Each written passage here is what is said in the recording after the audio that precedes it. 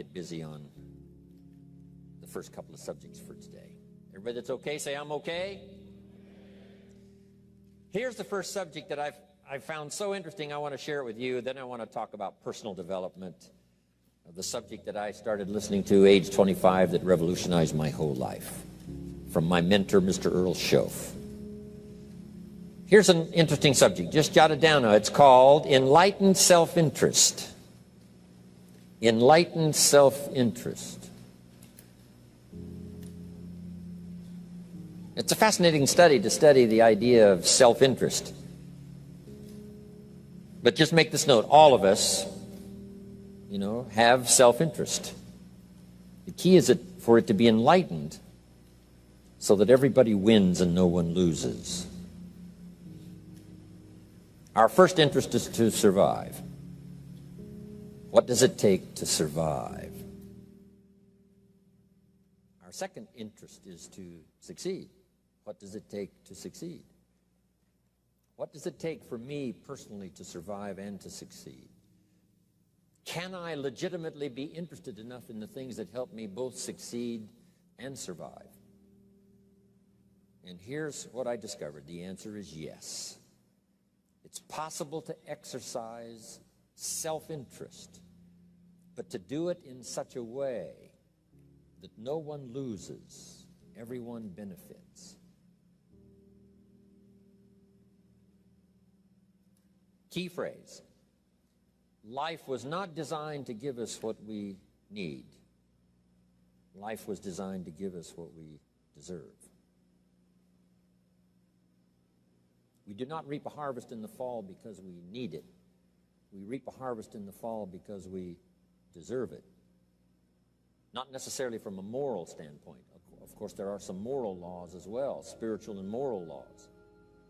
But just the basic laws that simply say if you wish to reap, you must plant.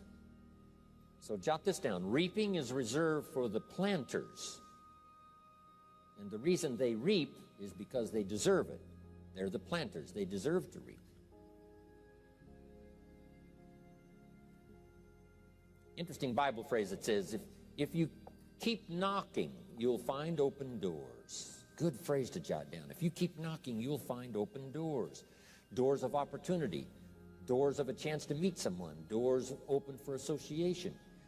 Doors open to find someone special. Doors open to find a unique business colleague. If you keep knocking, the phrase says, doors of opportunity are open to those who continually knock. So we don't find open doors of opportunity because we need them. We find them because we deserve them. Only those who knock deserve to find an open door. But the promise is, if you continually knock, you'll find doors of opportunity. It says, if you search, you will find. So make the note, it's good. Finding is reserved for the searchers because they deserve it.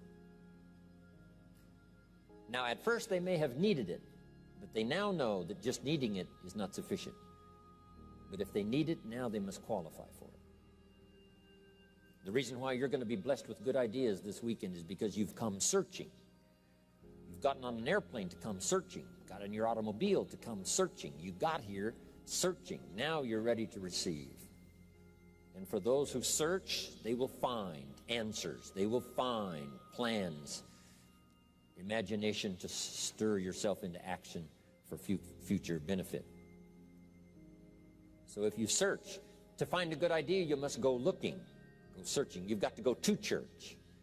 You've got to go to class. You've got to go to the seminar. You've got to go to the library. You've got to go to the books if you wish to find. Rarely does a good idea interrupt you. Rarely. But if you will search, you will find. So we get not what we need, but we get what we deserve. It says if you ask, someone has an answer. If you keep asking, the answers belong to you, because by virtue of asking, you have qualified. So we don't get what we need, we get what we deserve. The mother on welfare should be taught in some small manner that hopefully she can begin deserving the welfare check. Not getting it because she needs it, but now starting to get it because she deserves it. If the welfare worker says to Mary, Mary, I brought a bucket of paint and a paintbrush, and the next time I come, if the door is painted and the fence here in front is painted, I give you the check for $450. Not that painting the door and painting the fence is worth $450. It's not worth that much, but it is the beginning of the process. So make that note. I want to begin the process of deserving. What would that be? What process should I begin engaging in to deserve good health, to deserve a good relationship, to deserve prosperity, to deserve an enterprise, to deserve the opportunity to build a city? What must I do to begin the process of deserving? So now the welfare worker comes back and the door is painted and the fence is painted, and now Mary gets the $450 to help take care of her children, not because she needs it, but because she's beginning to deserve it. Then the welfare worker thinks of some other project. She said, Mary, if these weeds are gone and this little garden is cultivated, when I come back, now that the door is painted and the fence is painted, if the weeds are gone and this little garden is cultivated, you get the $450. And step by step, a new life is emerging, learning the process of deserving it, not just needing. We teach our children at home, right? Child says, I need $10. So that language doesn't work here. There's plenty of money here, and the vaults are full. But to say I need $10 is not how you open the vault. So the child says what? Wow, how can I get that $10 that I need? So here's what they learn to say. How could I earn $10? Now the vault opens up. Now the money starts to flow. How could I earn $10? What could I do to earn the money? Not to get the money because you need it. Maybe you need the money. That's, all of us have needs.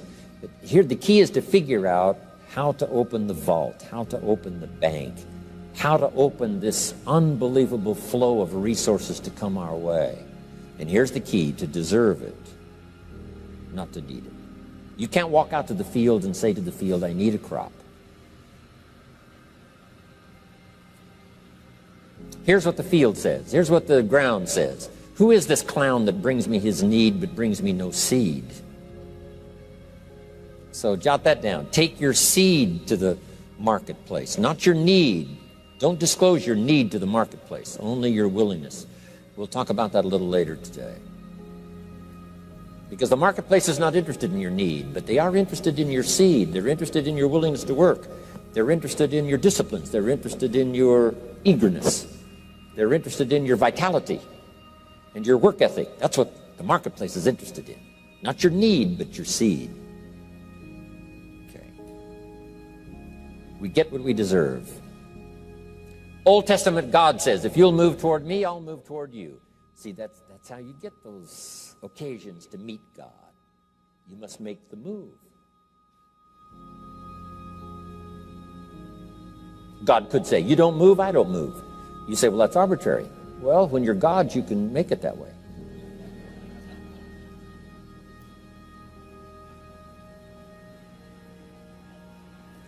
So, the law says if you wish to receive, now let's talk about enlightened self-interest. If you wish to receive, and we would call the wish to receive self-interest.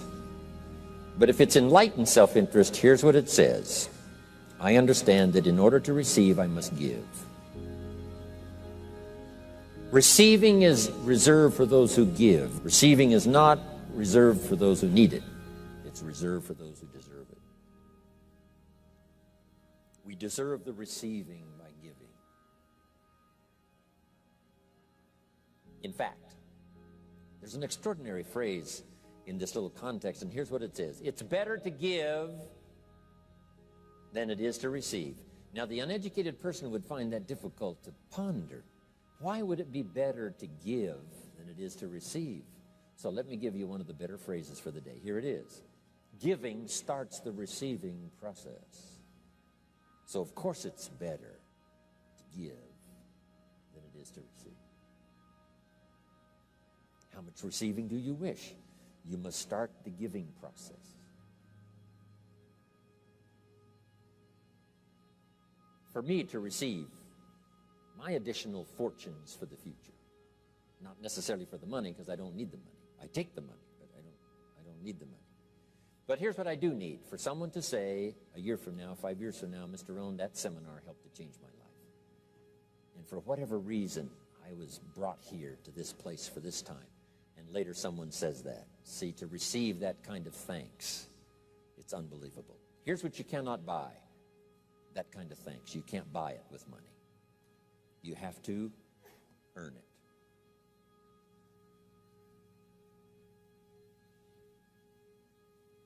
Now, let's expand a little further now. It's called the law of riches and wealth.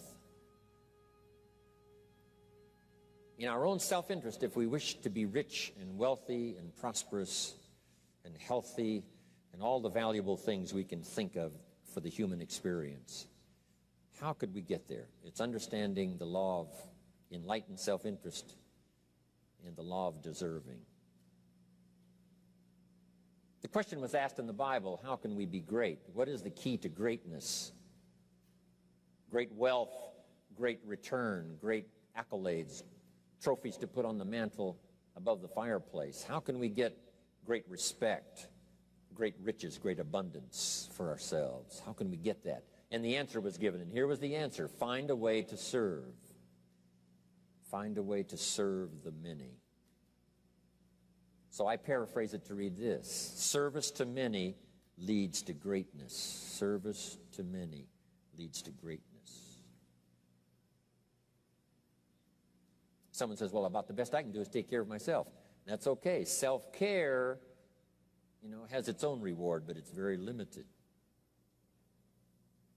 Somebody says, I can't be worried about other people's problems. I got enough problems of my own. That's okay. Self-defense is okay. Self-preservation is okay, but it has a very limited reward. If you wish to change that into abundance and prosperity and uniqueness, then here's what you must do. Help solve other people's problems. Help find answers for someone else, not just for yourself, but for someone else. And in that kind of service, you now begin the process of greatness.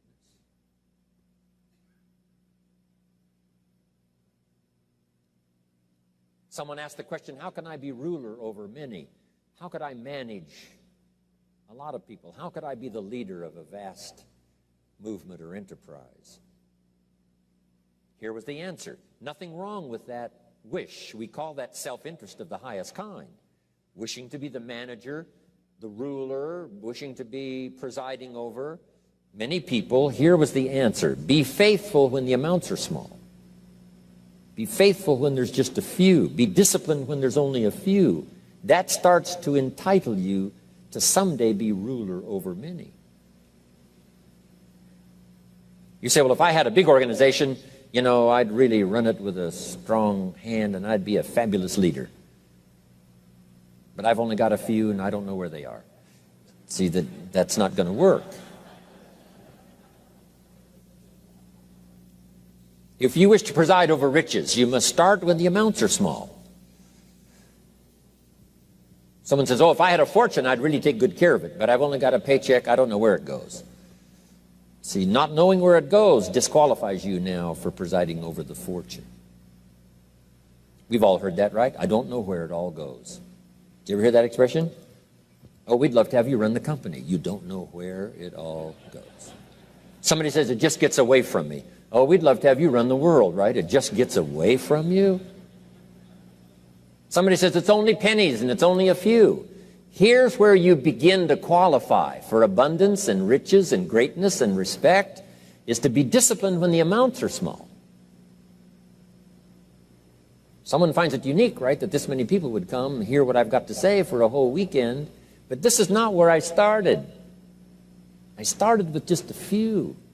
But I was so on fire with the few, trying to translate for them in my awkward ways back then what had happened to me. My life got changed, my income got changed, my health got changed, everything got changed for the better. And now I've lived the most extraordinary life. But it started with my passion for just a few, to translate for just the few. Someone says, well, there's just a few here. You know, does this meeting matter when there's only a few? And the answer is yes. Jot this down. You never know who's in the audience, whether it's a few or 1,000 or whatever. But you got to be faithful when there's just a few. Tell your story when there's just a few. Be just as passionate about ideas that can change someone's life when there's just a few. Now you begin. You're not fully qualified, but you begin the qualification to someday speak to many. Someday preside over a vast crowd. Someday be the manager or the leader of millions. It starts in those early days. To deserve it,